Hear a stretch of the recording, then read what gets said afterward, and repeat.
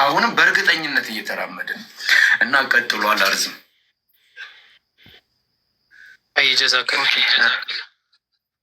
ድርዝ ይሰማል። አይ መርሃባ ሳለ ልታወራ ነው እንዴ? ያ አንድ ግልጽ ማድረግ የፈለግኩት ሀሳብ ነበር እና ስለ ጌታ አምላካችን እኛ ሙስሊሞች የምናምነው ትምህርት ምንድን ነው የሚል ነገር እሱን በአጭሩ ልናገር ለክርስቲያኖች። እና አላህ ስብሐነ ወተዓላ መለኮታዊ እጅ አለው እግር አለው ብለን እናምናለን። እጅና እግር አለው ስንል ግን ከፍጥረታት ጋር እናመሳስልም።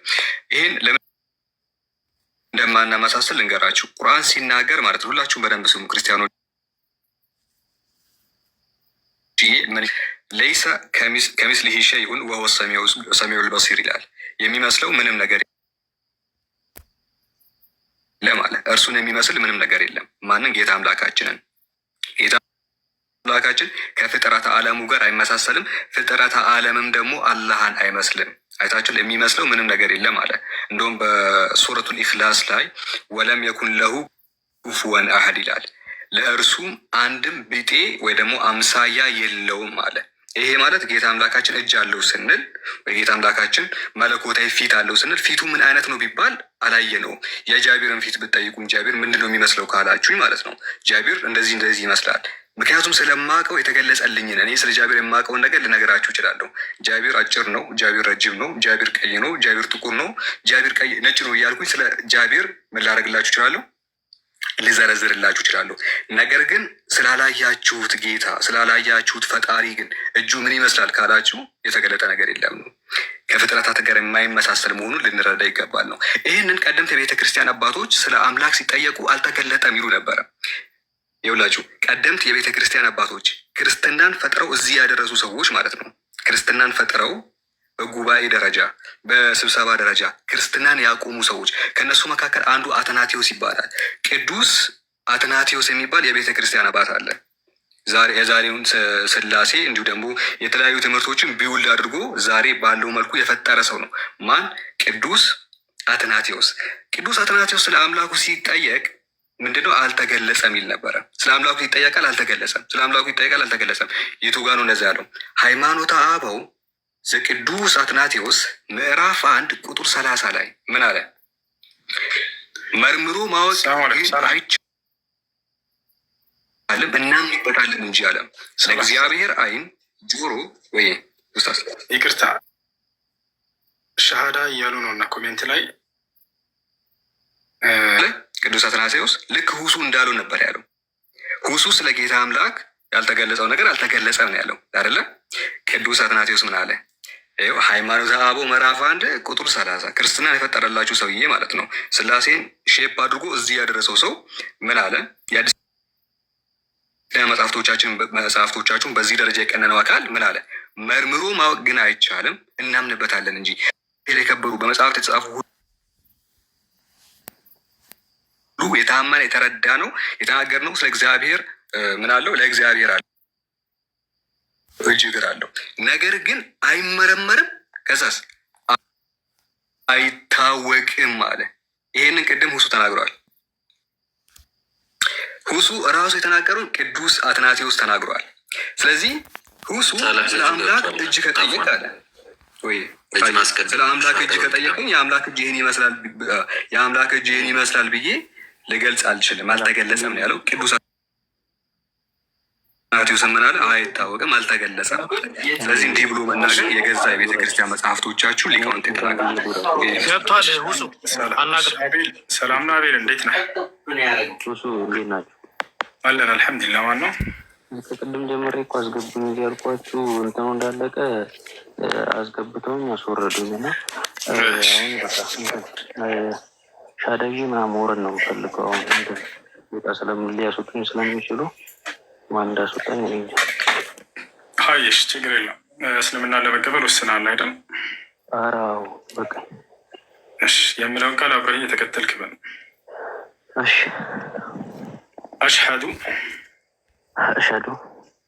አላ ኢላሃ ኢለላህ ወአሽሀዱ አና ሙሐመደን ረሱሉላህ ረሱል። ማሻአላህ። ከዚህ በኋላ ሙስሊሙን አል አሁን ያልከው ቃል የሻሃዳ ቃል ወይም የምስክር ቃል ይባላል። አንድ ሰው ወደ እስልምና ሃይማኖት ሲገባ ጊዜ የሚሰጥ የምስክር ቃል ነው።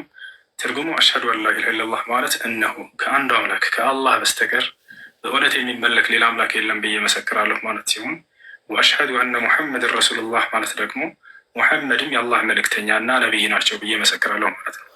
አንድ ሰው እስልምናን ከተቀበለ በኋላ ምን ማድረግ ይጠበቅበታል የሚለውን ስናይ ለዚህ ላመነውና ለመሰከረው ለአንዱ አምላክ መገዛት። ነቢያቶች አንዱን አምላክ ካሳወቁ በኋላ እርሱን በብቸኝነት አምልኩ እያሉ ያስተምሩ ነበር። ያ ነው። ስለዚህ ሸዋር በመውሰድ ስለ ሶላት አሰጋገድ በመማር እዚህ ለጌታ ለአምላክ ለአላህ መስገድ ትጀምራለህ። ሌላው ትምህርት ላይ ስለሆኑ አጠር አድርጌ እንዴት ነገር ልንገራቸው። ወሳኝ ነገር እርሱም ምንድን ነው? አንድ ሰው እስልምናን ከተቀበለ ምን ያገኛል? ምንድን ነው ጥቅሙ? የመጀመሪያው ጥቅሙ ምንድን ነው? እስልምና ሲቀበል ሰውዬ የሚያገኘው ጸጋ በእስልምና ውስጥ ላለፈ ኃጢአቱ ሁሉ ስርየትን ያገኛል፣ ምህረትን ያገኛል። እዚህ ዓለም ላይ ትልቁ ጸጋ ከኃጢአት ንጹህ መሆናቸው ነው አይደለም? ከኃጢአት መዳን ነው አይደለም? ታዲያ ለሚሰልሙ ሰዎች አላህ መጀመሪያ ሲሰልሙ የሚሰጣቸው ከኃጢአታቸው ንጹህ ያደርጋቸዋል። ይህን አላህ በቁርአን ላይ ሱረቱል አንፋል ላይ ሲናገር ምን ይላል? ቁል ሊለዚነ ከፈሩ ኢየንተሁ ዩግፈር ለሁም ማ ቀድ ሰለፍ ወኢን የዑዱ ፈቀድ መضት ሱነቱል አወሊን ይላል። ሙሐመድ ሆይ ለእነዚያ ለካዱ ሰዎች እንዲህ በላቸው፣ ካሉበት ክህደት ቢቆጠቡና ወደ እኔ ቢመለሱ ያለፈ ኃጢአታቸውን ሁሉ ሰርይላቸዋለሁ፣ እምርላቸዋለሁ እያለ ይናገራል። ሌላኛው ምድራዊ ጸጋ ይሄ ከሆነ ከኃጢአት መዳንና ንጹህ መሆን ከሆነ በቀጣዩ ዓለም ስላለው ጸጋ ምን ተስፋ ሰጥቷል? እስልምና ለተቀበሉ ሰዎች ምን ተስፋ አላቸው ከተባለ እስልምና ለተቀበሉ ሰዎች አላህ በቀጣዩ ዓለም የዘላለም ሕይወትን ሊሰጣቸውና ገነትን ሊያወርሳቸው ቃል ገብቷል። በቁርአን ላይ ሲናገር ሱረት ሉቅማን ላይ ኢነ ለዚነ አመኑ ወዐሚሉ ሷሊሓት ለሁም ጀናቱ ነዒም ኻሊዲነ ፊሃ ወዕደ ላሂ ሐቃ ወሁወል ዐዚዙል ሐኪም ይላል። እነዚያ በእኔ በአላህ አምነው መልካምን የሰሩ ሰዎች ለእነርሱ ገነትን አዘጋጅቼላቸዋለሁ፣ እነርሱም በእርሷ ውስጥ ለዘለዓለም ዘውታሪዎች ናቸው እያለ ይናገራል። ይህ ነው እና እንኳን ወደ ታላቁ አመሰግናለሁኝ። ብዙ እንትን አመሰግናለሁ። ብቻ እንትን ማለት አሁን እንዴት እንደሆነ ታውቃለህ። በጣም ብዙ እንትን ብያለሁኝ እና እንዲህ ነው የማይባሉ ነገራቶች እና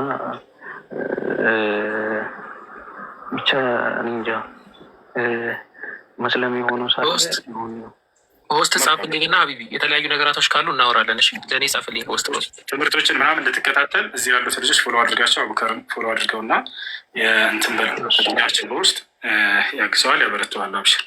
እሺ ብላኪ እንዴት ነሽ? ሰላም ብያለሁ። ሰላም ኡስታዝ። እኔ እንኳን የገባሁት በጣም ላመሰግንና ስርዓትህን ላድንቅ ነው።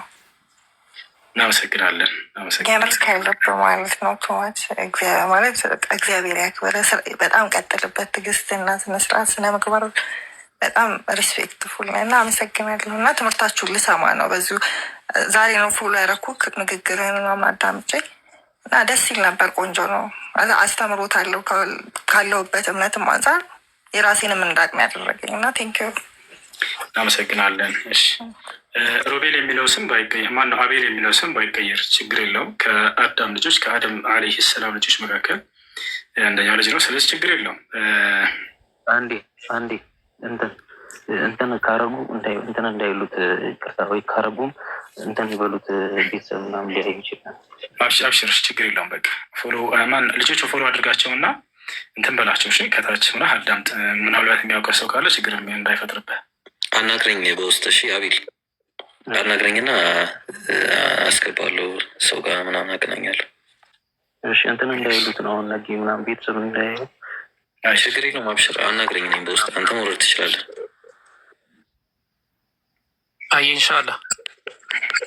ሰላም እንዴት ነህ?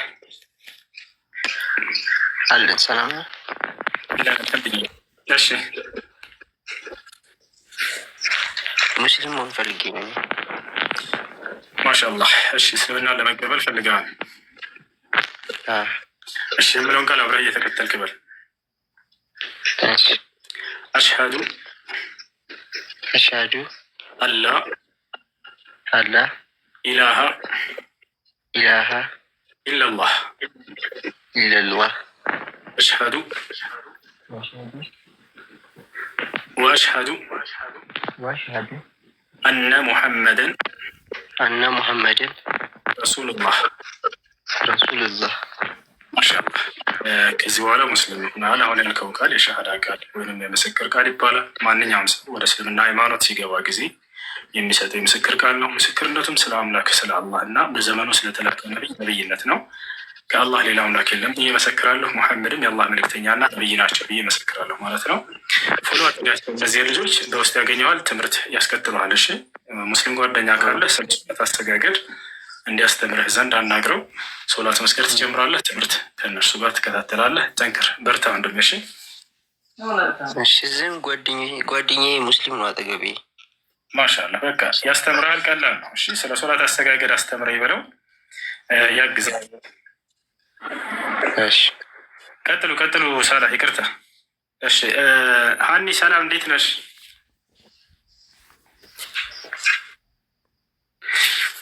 ሀኒ ወርዳለች መሰለኝ። እሺ ቀጥሉ። ሳላ የጀመርከው ትምህርት አለ መሰለኝ። ቀጥል።